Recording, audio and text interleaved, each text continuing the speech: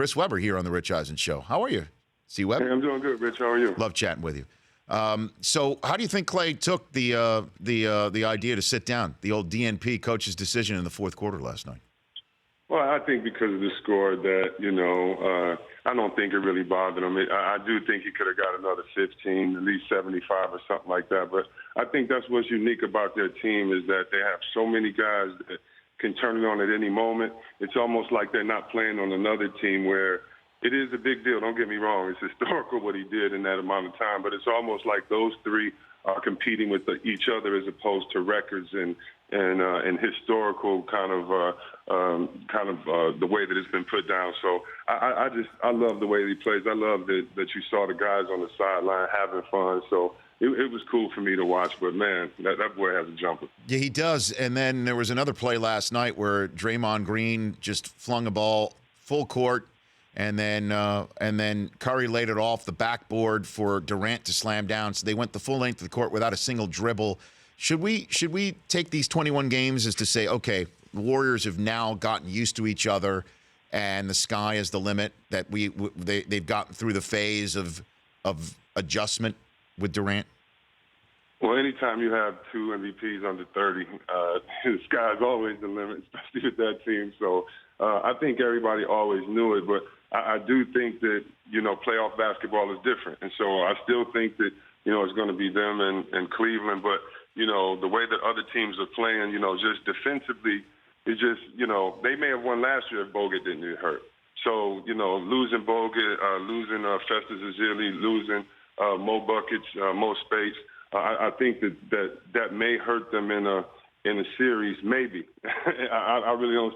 Maybe it will. So I still think that, they're going to be answering questions for themselves all season long. But, man, when they start scoring like this, I was telling EJ last week that I think, I want them to just score 150, all the starters get 30 and the bench just chill. I think they're going to do some incredible things offensively on that team. Chris Webber joining me here on the Rich Eisen Show. So who's the one that can get him?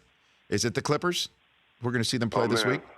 The way the Clippers are playing right now, and DeAndre Jordan, man, he's a freak of nature. I've never, in my time of playing basketball, I've never seen a defender like him.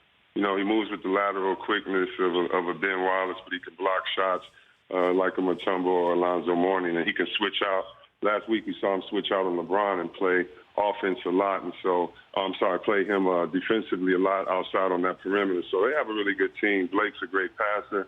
And they have, one of the best point guard leaders in Chris Paul. So I do think, one thing about the league, no one cares about your highlights. Everybody just wants to, with the other teams, they don't care about your highlights. They just watch a film to get better. So everybody thinks they have a chance. But, oh, man, after watching last night, how do you stop it, when one guy can get hot and score 60?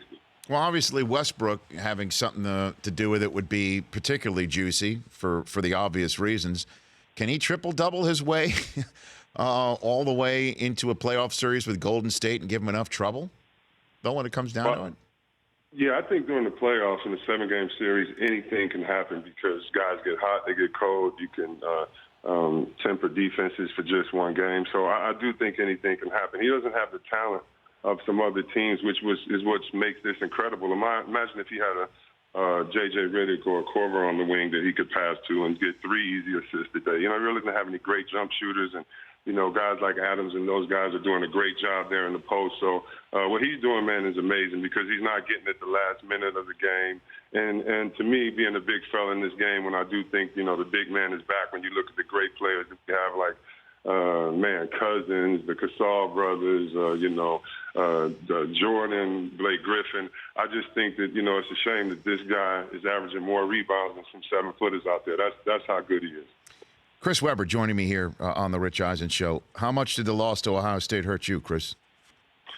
Oh, man. It hurt a lot, especially that last play. I consider myself a very strong acquaintance of Coach Harbaugh, so gotten a chance to talk to him a lot over the last couple of years, and I know how much he wanted this. So it was pretty tough watching that, but I love the culture he put there, and so I think pretty soon, hopefully this is just going to be the norm. Yeah, but do you have any Ohio State people in your life that are rubbing your nose in it? Because I everywhere I turn seems to be one for me.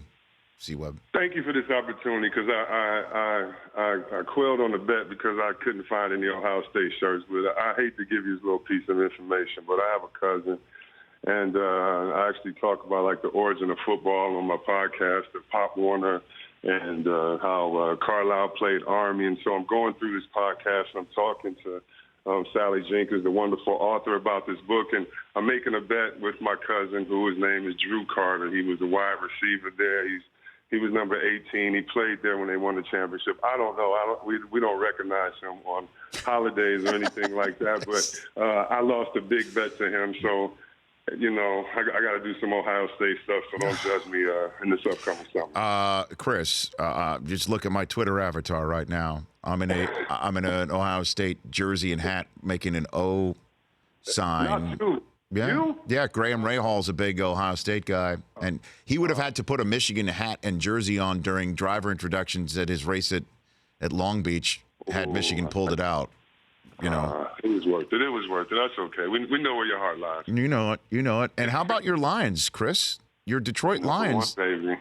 Number one. You know, it was funny because if you really think about it, I'm not a football historian, though I'm a big football fan. But I don't know of another fan that can say they had two Hall of Famers retire on their team in their prime.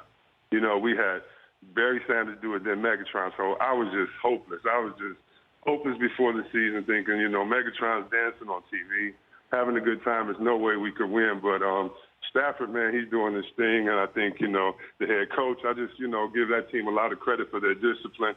And Tate, that's my man. He's come in and just played great. So, you know, I think they've taken on the personality of the city, and that's to keep it moving no matter what happens.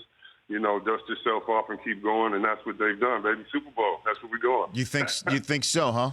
Super Bowl. That's what I'm going to say. I mean, I'm in first place, man. Listen, I've been a big fan, and I've seen, 2 playoff games in my whole life. So I'm one of those guys. I'm ahead of the bandwagon. I'm already saying championship. We don't have to play no playoff games. What's playoffs, man? We already won it. Chris Webber, at Real Chris Webber on Twitter, joining me here on the show. Fearless or Insane on Podcast One. So why'd you want to try a podcast, Chris? You know what? You know, guys like yourself that do a great job, and I listen to and talk sports. You know, one, you think it's easy, and it's really not. But one, you know, you want to have that conversation, and you want to. I knew Norm Pattis, who is the CEO of Podcast One, and he's a friend of mine, even though he's a Laker fan. And he really, I was looking for a place to have conversations, different conversations. So the first conversation we have is with the guy. His name is Reverend Earl Smith. He's the chaplain, actually, for the San Francisco 49ers, and he was the chaplain for the San Francisco Giants. He's also the chaplain for the Golden State Warriors. And so we talked to him about his relationship with players, how he encourages them. Does he encourage them? Does he talk about sports? But even what was more important is that, or more interesting, is he's the chaplain at San Quentin State, and he used chess there to bring to change the community there. So there he had different gangs that would never speak to each other or acknowledge each other. They actually played on the same baseball team, and it was the first time in San Quentin history that you had different races playing a sport. And we talk about, do prisoners deserve to have forgiveness or deserve to have rec time? And so we just try to have different conversations on how sport and athletes impact society. And so it's just been really cool, and I thank Norm and Podcast One for letting me have that platform. Yeah, it's funny because did you get the title from Norm? Because he's both fearless and maybe a little insane, Norm. he definitely is, but no. Actually, it's funny. I was talking to Dr. Harry Edwards, and he was talking about the boycott in 1968 in Mexico. Mm-hmm. And I was asking him, you know, what was the incentive of John Carlos and Tommy Smith and others?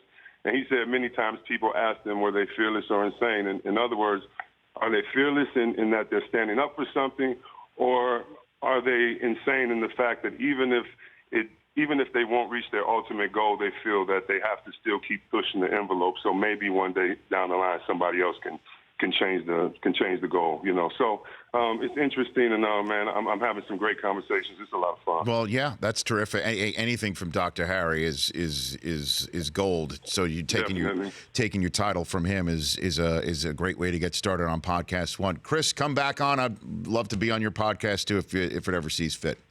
Oh man, definitely. I already got you. Thanks. You heard him, America. He'll be on the show. You got it. I did much. it on the air, which means I can't back out.